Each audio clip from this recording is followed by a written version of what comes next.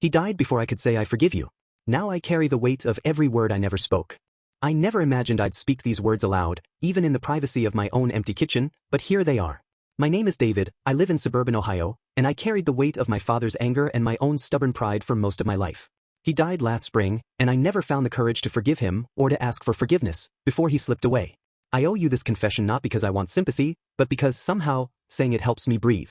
My childhood memories are a patchwork of heat, both the scorching afternoons when he'd order me to finish chores under the relentless sun, and the way his temper flared like a midsummer storm. Dad didn't raise his hand often, his wrath was quieter, colder.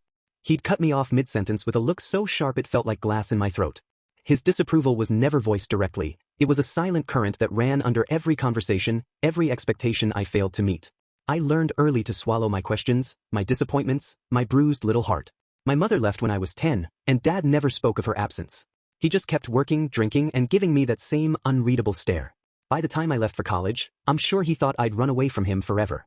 And maybe I did run, or maybe I walked away, step by deliberate step, refusing to look back. I stopped calling. I missed birthdays, holidays, graduating from college, the day I moved into my own apartment. Every time my phone lit up with a number I didn't recognize, I hoped someone had called about something else. When I learned he'd had a mild heart attack, I thought, good. Maybe now he'll soften. But the heart heals when you let it. He never did. He never called me back. Years passed. I built a life that looked respectable on the outside, complete with a steady job and a relationship that might have been lasting if I hadn't carried so much baggage.